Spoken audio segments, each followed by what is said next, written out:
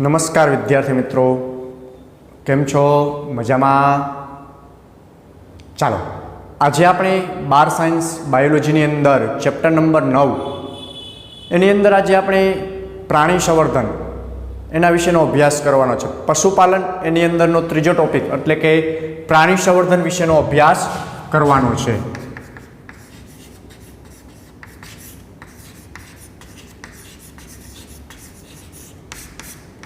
પ્રાણી સંવર્ધન એટલે શું? તો કે પ્રાણીઓના જે બાય પ્રોડક્ટ છે, પ્રાણીઓમાંથી મળતી વસ્તુઓ, માંસ છે, એનું દૂધ છે, અથવા પ્રાણીઓને આપણે અન્ય જગ્યાએ ઉપયોગ કરીએ છીએ તો એના માટેથી પ્રાણીઓનું સંવર્ધન, એનો ઉછેર સારી રીતના કરવામાં આવે છે તો એને આપણે પ્રાણી સંવર્ધન કહીએ છીએ. આવું પ્રાણી સંવર્ધન આપણે આદિકાળથી કરતા આવીએ છીએ. પાલતુ પ્રાણીઓ રાખીએ, એની સાર સંભાળ રાખીએ, એનો ઉછેર કરીએ છીએ. પરંતુ અહીંયા પ્રાણી સંવર્ધન એટલે શું? તો કે પ્રાણીઓની સારી સારી જાતિઓ મેળવવાની, સંકર જાતિઓ મેળવવાની પદ્ધતિને આપણે પ્રાણી સંવર્ધન કહીએ છીએ. તો આ પ્રાણી સંવર્ધનની અંદર વિવિધ પ્રકારના જનીનોને મિશ્રણ કરી અને સારી સારી ઓલાદો ઉત્પન્ન કરવાની પદ્ધતિને પ્રાણી સંવર્ધન કહેવામાં આવે છે. એટલે પ્રાણીની સાચવણી કરવામાં આવે છે વૈજ્ઞાનિક ઢબના આધારે, તો એને આપણે પ્રાણી સંવર્ધન દ્વારા સંબોધિત કરીએ છીએ. હવે પ્રાણી સંવર્ધનની મદદથી આપણે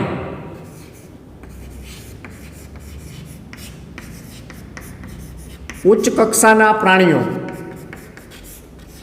મેળવી શકીએ છીએ. ગુણવત્તા સભર પ્રાણીઓ, અને એમાં કેવા ઈચ્છનીય લક્ષણો ધરાવતા પ્રાણીઓને આપણે સંવર્ધિત કરીએ છીએ. તો આવા પ્રાણીઓ મેળવવા માટે આપણે જે સંવર્ધન કરીએ છીએ એમાંથી આપણે ઉત્કૃષ્ટ ગુણવત્તા વાળા પ્રાણીઓને પસંદ કરીએ છીએ અને એમાંથી આપણે નવી નવી જાતિઓ છે એ મેળવીએ છીએ. હવે જે નવી નવી જાતિઓ મળે છે તો જાતિ શબ્દ આવ્યો. કેવો આવ્યો? જાતિ શબ્દ, અથવા એને ઇંગ્લિશમાં બ્રીડ કહેવાય. શું કહેવાય? બ્રીડ. તો જાતિ કોને કહેવામાં આવે? જાતિ એટલે શું થાય? જાતિ એટલે પૂર્વજો અને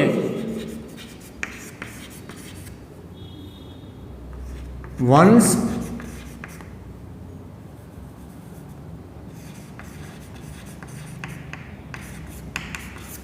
પરંપરાગત એના વિવિધ લક્ષણો, એના શું આવશે? વિવિધ લક્ષણો, એનું દેખાવ, કદ, રૂપ, રેખાંક એ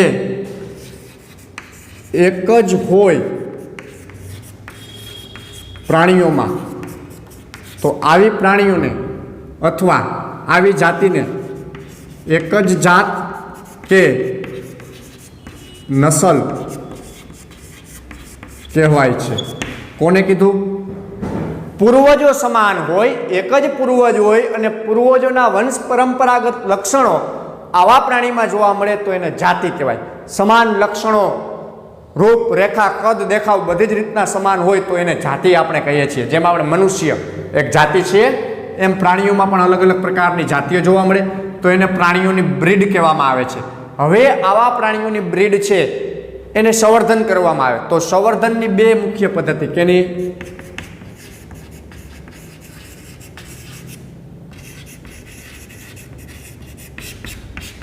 સંવર્ધન પદ્ધતિ છે એ બે છે મુખ્ય પદ્ધતિઓ. તેમાં આપણે કઈ કઈ? પેલું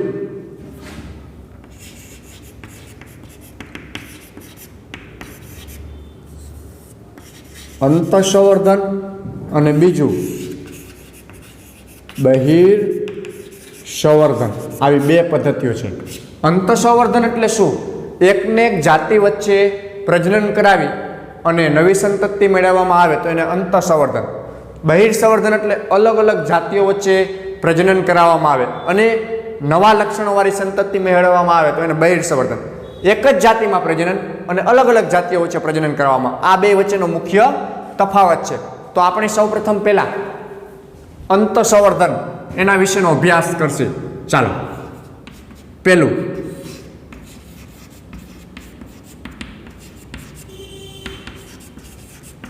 અંતઃસંવર્ધન કોને કહેવામાં આવે? હવે અંતઃસંવર્ધન એટલે શું? તો કે અંતઃસંવર્ધન એટલે કોઈ એક જ જાતિના પ્રાણીઓમાં નર અને માદા વચ્ચે સંવર્ધન કરાવવાની પદ્ધતિને અંતઃસંવર્ધન કહેવાય. વચ્ચે પ્રજનન કરાવવાની પદ્ધતિને અથવા સંવર્ધન અથવા પ્રજનન કરાવવાની પદ્ધતિને કેવા કીધા? કોઈ એક જ જાતિના ગીર ગાય, તો ગીર ગાય અને ગીર આખલા વચ્ચે જે પ્રજનન કરાવવામાં આવે એવા પ્રકારનું, તો એને અંતઃસંવર્ધન કહેવામાં આવે. આવું અંતઃસંવર્ધન ક્યાં સુધી? 4 થી 6 પેઢી સુધી કન્ટિન્યુ જોવા મળતું હોય. કેવું? 4 થી 6 પેઢી સુધી કન્ટિન્યુ જોવા મળતું હોય. તો આવા અંતઃસંવર્ધનની અંદર શું કરવામાં આવે? તો કે એક જ જાતિના શ્રેષ્ઠ નર અને એ જ જાતિની શ્રેષ્ઠ માદા, આ બંને વચ્ચે પ્રજનનની ક્રિયા કરાવી અને એમાંથી જે ઓલાદ મળે છે એ ઉચ્ચ કક્ષાની ઓલાદ મેળવવા માટે આવું અંતઃસંવર્ધન કેવી? ઉચ્ચ કક્ષાની. આ શ્રેષ્ઠ નર હશે પ્રજનનક્ષમ અને આ શ્રેષ્ઠ માદા હશે, તો એ બે વચ્ચે પ્રજનન કરવામાં આવે તો એની આવનારી સંતતિ પણ કેવી હશે? એની આવનારી ઓલાદ શ્રેષ્ઠ ઓલાદ હશે. બધાય કરતાં કેવી? અલગ પ્રકારની ઓલાદ હશે. તો એટલા માટેથી આવું અંતઃસંવર્ધન કરાવવામાં આવે છે. હવે જે આ અંતઃસંવર્ધન કરાવવામાં આવ્યું એ અંતઃસંવર્ધનની અંદર એક જ જાતિના શ્રેષ્ઠ કીધું ને આપણે, તો આવા શ્રેષ્ઠ નર અને માદા વચ્ચે પ્રજનન કરાવવામાં આવે તો એમાંથી શ્રેષ્ઠ સંતતિ મળે. તો આના અંતઃસંવર્ધનનું કાર્ય શું છે? તો કે અંતઃસંવર્ધન છે એ લાંબા સમય સુધી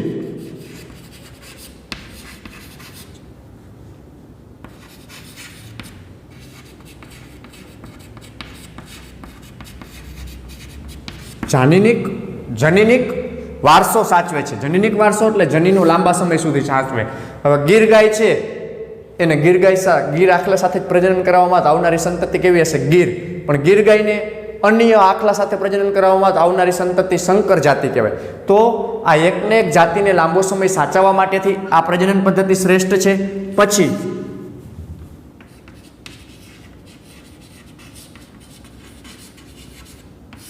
ઇચ્છિતનીય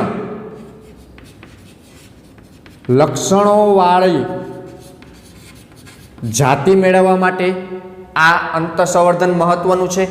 તદુપરાંત જે તે ગાય અને ભેંસમાં દૂધ ઉત્પાદન વધારવા માટે જરૂરી છે. પછી જે તે નર પ્રાણીમાં એનું પ્રજનન ક્ષમતા ઊંચી હોય એના માટે જરૂરી છે આ અંતઃસંવર્ધન. એટલે પેઢી દર પેઢી આવી જાતિઓના લક્ષણો સચવાઈ રહે છે. હવે આવું અંતઃસંવર્ધન લાંબો સમય કરાવવામાં આવે તો દાખલા તરીકે અંતઃસંવર્ધન દ્વારા જો અહીંથી સારી ઓલાદ મળી, શું મળી? સારી ઓલાદ મળી, તો આવી દર વખતે એક પેઢીમાં કરાવ્યું, બીજી પેઢી, ત્રીજી પેઢી, ચોથી પેઢી, આમ અનેક પેઢીઓ, 5મી પેઢી, 6ઠી પેઢી સુધી આવું પ્રજનન કરાવવામાં આવે છે. તો આ પેઢીમાંથી આવેલી જે ઓલાદો છે એમાંથી નર પ્લસ માદા સિલેક્ટ કરવામાં આવશે. પછી આ પેઢીમાંથી એવી રીતના એમ આગળ જેમ પેઢીમાં જાય એમાંથી શ્રેષ્ઠ નર અને માદાથી પ્રજનન કરાવવામાં આવે અને એમાંથી ઉત્પન્ન થતી ઓલાદો એ તો કાં તો દૂધ સારું આપતું હશે અને કાં એની પ્રજનન ક્ષમતા કેવી હશે? વધારે. નર હશે તો પ્રજનન ક્ષમતા વધારે હશે, માદા હશે તો દૂધ ઉત્પાદન વધારે હશે. તો એના માટેથી આવું અંતઃસંવર્ધન છે એનું મહત્વ ખૂબ જ વધારે છે. તો એટલા માટે અંતઃસંવર્ધન કરવામાં આવે છે અને લક્ષણોને સાચવવામાં આવે છે પ્રાણીઓની અંદર. હવે તમે ચેપ્ટર નંબર 5 બરાબર, આપણું જનીન વિદ્યાનું ચેપ્ટર છે, એમાં આપણે મેન્ડલના લક્ષણો વિશેનો અભ્યાસ કરેલો હશે. તો આ મેન્ડલના લક્ષણો શું છે?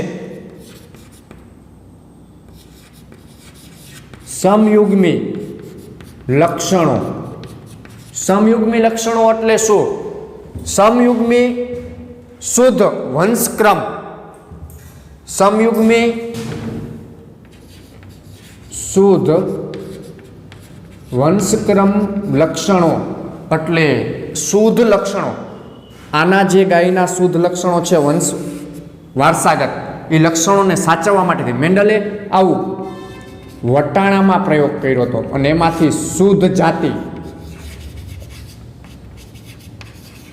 મેળવવા માટે પ્રયોગ કર્યો હતો. તો એવો જ પ્રયોગ અહીંયા આપણે કેમાં કર્યો? અંતઃસંવર્ધનની અંદર. અંતઃસંવર્ધનમાં કોની ઉપર કર્યો? આપણે વિવિધ પ્રકારના પ્રાણીઓમાં. એમાં સમયુગ્મતા જાળવી રાખવા માટે. શેના માટેથી આ મહત્વ શેના માટે છે? સમયુગ્મતા જાળવવા માટે ખૂબ જ જરૂરી છે અંતઃસંવર્ધન. હવે આવું અંતઃસંવર્ધન લાંબો સમય ચાલે ને, બરોબર છે, તો એની અંદર જે અઇચ્છનીય લક્ષણો આવે ને, એ અઇચ્છનીય લક્ષણોને આપણે દૂર કરી શકીએ. જેમ કે પહેલી પેઢીમાં 4 હતા, 8 હતા, 10 હતા, 15 હતા, આવી રીતના નવી નવી ઓલાદો આવે. 15 ઓલાદમાંથી આપણે જેવા લક્ષણોવાળી ઓલાદ જોઈએ ને એવી 7 જ હતી, તો 8 ઓલાદોને પ્રજનનમાં નથી રાખવામાં આવતી. આ 7 ઓલાદોનું પ્રજનન કરવામાં આવે, જેથી કરીને પાછા આપણે ઈચ્છનીય લક્ષણો મેળવી શકીએ. જો આવું અંતઃસંવર્ધન દબાણ ખૂબ જ વધે તો એને અંતઃસંવર્ધન દબાણ કોને કહેવાય? તો વારંવાર આવું એકને એક પ્રાણી સાથે, એકને એક ગાય સાથે આવું વારંવાર કરવામાં આવે ને, તો એની 4-5 પેઢી પછી એની દૂધ ઉત્પાદનની ક્ષમતા ઘટે છે. શું થાય છે? દૂધ ઉત્પાદનની ક્ષમતા ઘટી જાય છે. તો એમાંથી આવનારી સંતતિ પણ નબળી આવે છે. તો ત્યારે શું કરવામાં આવે? તો કે ત્યારે અન્ય જાતિના નર સાથે પ્રજનન કરાવવામાં આવે, જેથી કરીને એનું અંતઃસંવર્ધન દબાણ જે વધી ગયું હતું, ખૂબ દબદબો વધી ગયો તો એ દૂર થઈ જાય અને ફરીથી એમાં દૂધ ઉત્પાદન, એની ફળદ્રુપતા વધી જાય દૂધ ઉત્પાદનની. તો આવા પ્રકારે અંતઃસંવર્ધન પદ્ધતિનો ઉપયોગ કરવામાં આવે છે. આ આપણે આદિકાળથી કરતા આવીએ છીએ કે અલગ અલગ પ્રકારની જે ગાયો છે એને અલગ અલગ આખલાઓ સાથે પ્રજનન કરાવવામાં આવે છે. પણ અહીંયા અંતઃસંવર્ધનની અંદર એક જ જાતિના આખલાને એ જ જાતિની ગાય સાથે પ્રજનન કરાવી અને આવી પદ્ધતિને વિકસિત કરવામાં આવેલી છે. હવે ત્યાર પછી આપણે જોઈએ બહિર્સંવર્ધન. શું આવશે ત્યાર પછી? બહિર્સંવર્ધન. તો બહિર્સંવર્ધનની અંદર શું જોવા મળશે? તો કે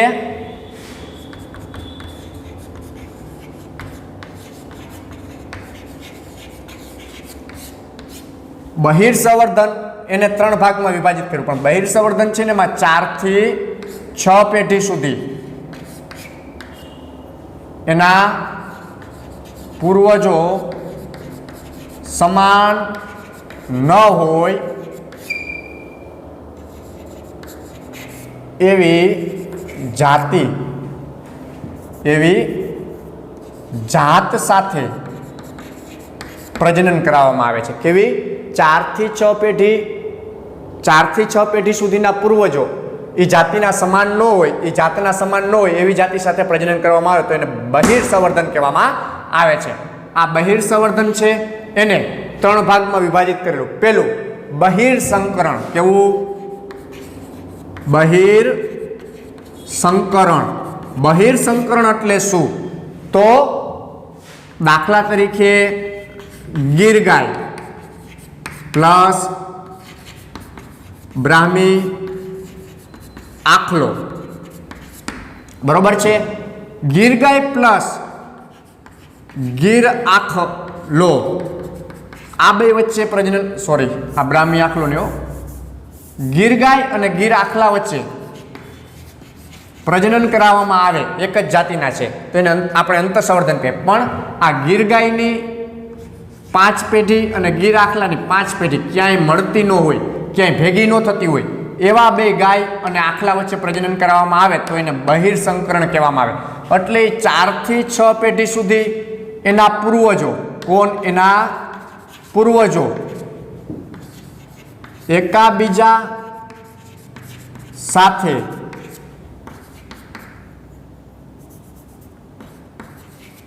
પ્રજનન સંપર્કમાં ન આવેલા ફૂલ તેવી જાત વચ્ચે પ્રજનન કરાવવામાં આવે છે. જાતિ એક જ છે, ગીર ગાય અને ગીર આખલો, પણ એ બે વચ્ચે કેવું પ્રજનન કરવામાં આવશે કે ગીર ગાય અને ગીર આખલા આ બેના જે પૂર્વજો છે એ 6 પેઢી લગી ક્યાંય મળતા નથી, એના વચ્ચે પ્રજનન કરાવવામાં આવે છે. ચાલો, આ પ્રકારે જે પ્રજનન કરવામાં આવ્યું એમાં બહિર્સંકરણ. હવે જે બહિર્સંકરણ છે ને એ બહિર્સંકરણ એક જ વાર કરવામાં આવે તો અંતઃસંકરણ દૂર થઈ જાય છે. એક જ વારના બહિર્સંકરણમાં બધું જ અંતઃસંકરણ દૂર થઈ જાય છે. ત્યાર પછી આવે છે બીજું પ્રકાર પરસંવર્ધન. કેવો આવે છે? પરસંકરણ અથવા પરસંવર્ધન. પરસંકરણની અંદર શું હોય? અહીંયા જાતિ કેવી હતી? એક જ ગીર ગીર, પણ આની અંદર શું આવશે તો કે આની અંદર ભિન્ન જાતિ હશે. કેવી હશે? ભિન્ન જાત. ભિન્ન જાત એટલે શું? અલગ અલગ જાત. દાખલા તરીકે ગીર ગાય પ્લસ બ્રાહ્મી આખલો, અથવા ગીર આખલો પ્લસ સાહીવાલ ગાય. તો આની જાતે કેવી છે? અલગ છે, અને આની જાતે અલગ. જાતિ નથી હો, જાત છે. જાત અને જાતિમાં ફેર. આપણે કેમ કે માનવ જાતિ થઈ, પણ એમાં હિન્દુ,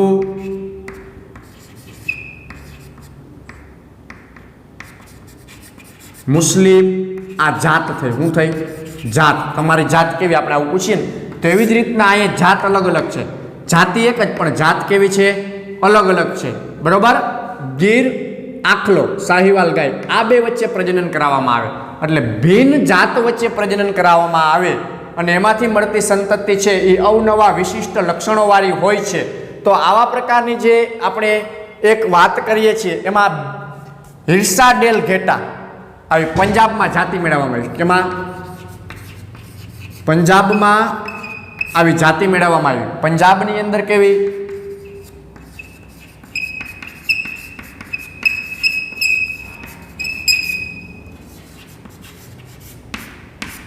હિરસાડેલ ઘેટાની જાતિ મેળવવામાં આવેલી છે.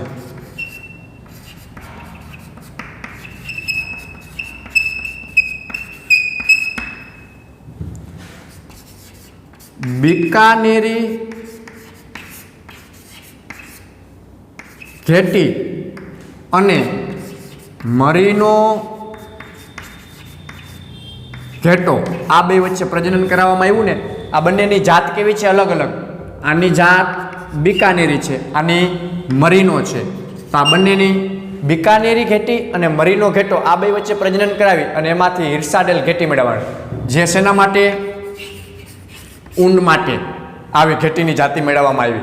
અહીંયા ગાય મેળવીએ છીએ આપણે શેના માટે મેળવીએ? દૂધ ઉત્પાદન માટે.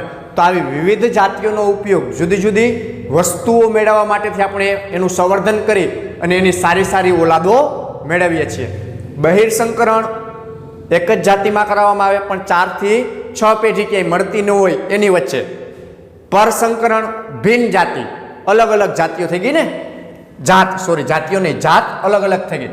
અને ત્રીજું આવે છે એની અંદર શું આવશે તો કે ત્રીજાની અંદર આંતરજાતીય સંકરણ. કેવું? આંતરજાતીય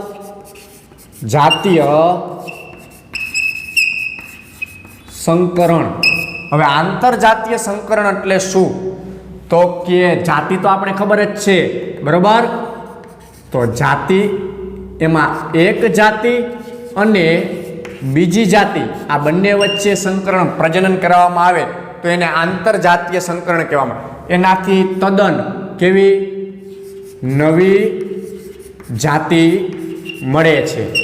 આપણે એનાથી પરિચિત છીએ. નવી જાતિ કેવી મળે તો આપણે એક જાતિ જોઈએ, ખચ્ચર નામની જાતિ જોવા મળે છે. ખચ્ચર નામની જાતિ શેમાંથી મળી હતી તો કે માદા ઘોડો અને નર ગધેડો આ બે વચ્ચે પ્રજનન કર્યું ને એમાંથી ખચ્ચર મળ્યું. તો ખચ્ચરનો ઉપયોગ ક્યાં કરવામાં આવે? પહાડી વિસ્તારની અંદર માલ સામાનની હેરફેર કરવા માટે.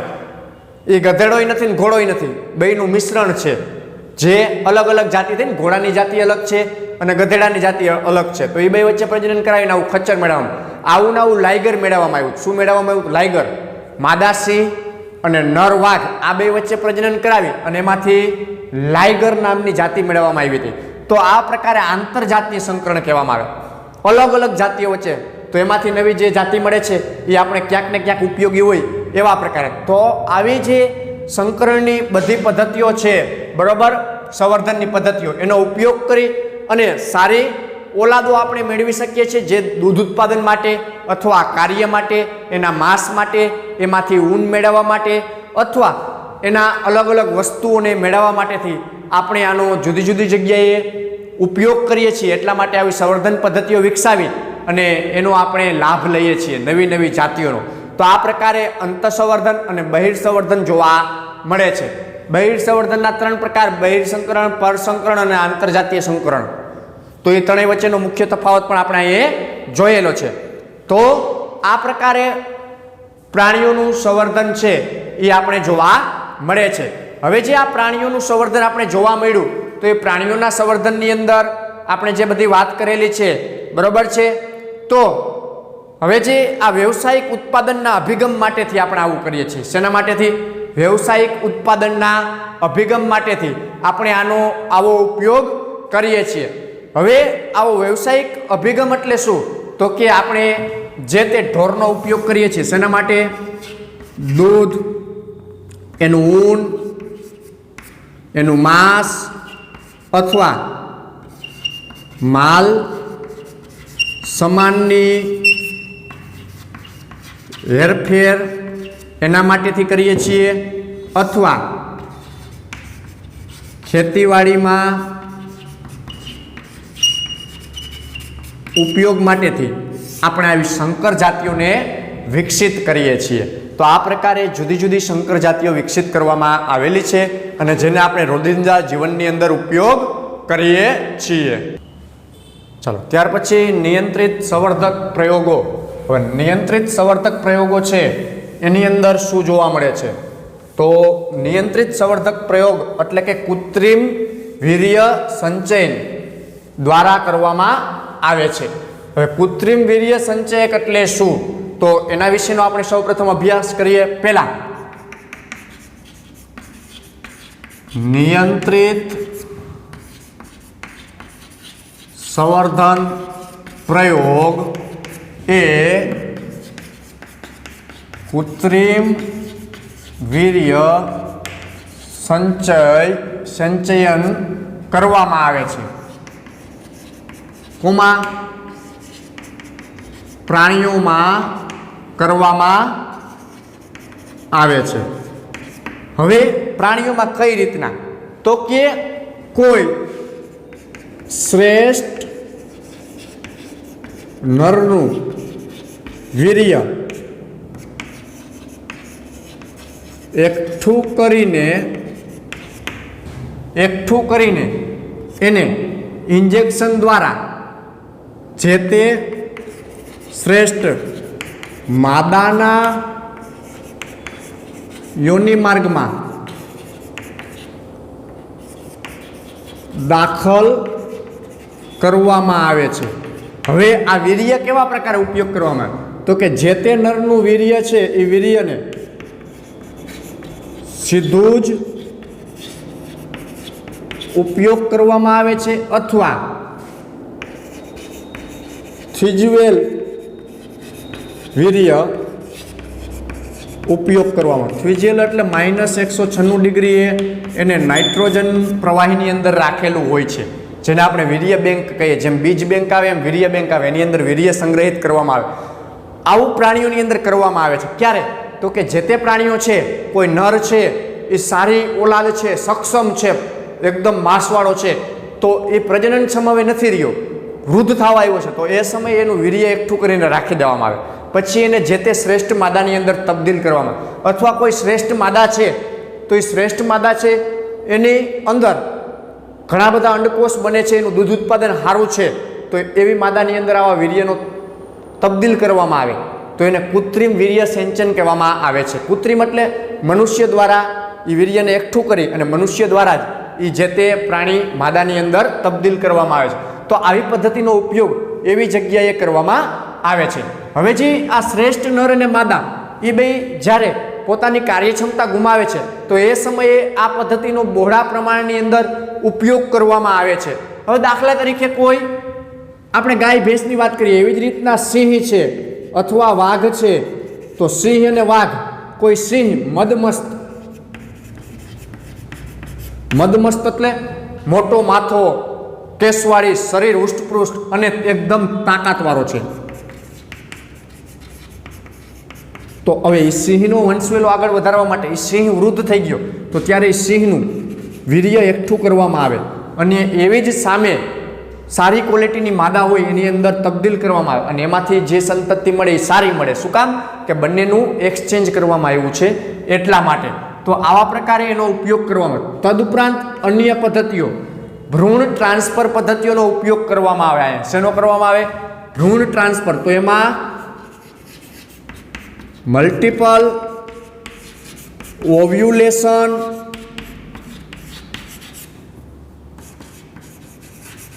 Embryo, multiple ovulation embryo transfer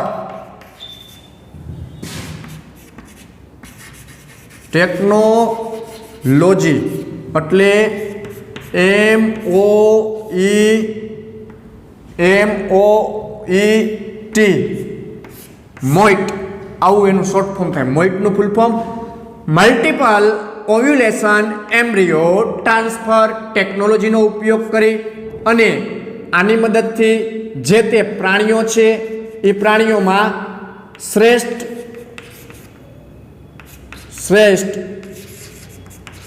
ઓલાદો મેળવી શકાય છે. કેવી? શ્રેષ્ઠ ઓલાદો મેળવી શકાય છે. હવે આવી શ્રેષ્ઠ ઓલાદો મેળવવા માટેથી આવી પદ્ધતિનો ઉપયોગ કરવામાં આવે. હવે જ્યારે આ પદ્ધતિનો ઉપયોગ કરવામાં આવે છે ત્યારે આની મદદથી શું કરવામાં આવે છે? તો કે આની મદદથી ગૌ પશુ સુધારણા, ગૌ પશુ સુધારણા એટલે ગાયનું સુધારણા કરી અને એમાંથી દૂધ સારા પ્રમાણમાં મળી શકે એના માટેની પદ્ધતિઓ વિકસિત કરવામાં આવેલી છે. હવે આ પદ્ધતિઓ જ્યારે વિકસિત કરવામાં આવી ત્યારે ગાયને અંતસ્ત્રાવ આપવામાં, કેવો? FSH ફોલિક્યુલ સ્ટિમ્યુલેટિંગ હોર્મોન્સ, આવા અંતસ્ત્રાવની થેરાપી આપવામાં આવે.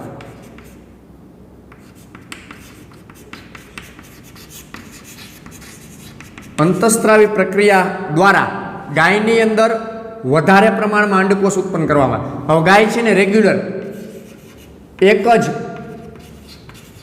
અંડકોષ બનાવે છે, એની સાયકલ પ્રમાણે એમાં એક જ અંડકોષ બને, પરંતુ એમાં FS અંતસ્ત્રાવની પ્રક્રિયા આપી અને ગાયની અંદર એના અંડપિંડમાં 6 થી 8 અંડકોષનું સર્જન કરવામાં આવે છે. હવે આવા અંડકોષનું સર્જન થાય ને એટલે એ અંડકોષને શું કરવામાં આવે? તો કે આવા અંડકોષને ગાયની અંદર વિકાસ થવા દેવામાં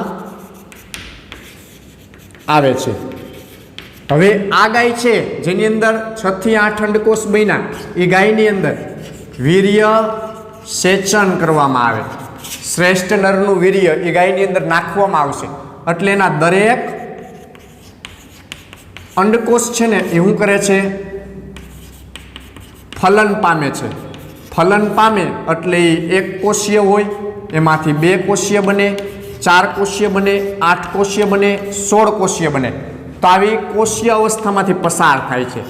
એક કોષીય એટલે શું થયું? એનું યુગ્મનજ અથવા ફલિતાન. ફલિતાનનું વારે ઘડીએ વિભાજન થાય એટલે એનું વિખંડન થયું. વિખંડન થાય છે ત્યારે 8 કોષીય અથવા 16 કોષીય ગર્ભીય તકતી એ ગાયમાંથી મેળવવામાં આવે. કઈ ગાયમાંથી? જે સારી ક્વોલિટીની ગાય છે, ઉચ્ચ શ્રેષ્ઠ ગાય છે, એ ગાયમાંથી આવા ફલનની પ્રક્રિયા કરી એમાંથી ગર્ભીય તકતી મેળવી. આવી ગર્ભીય તકતી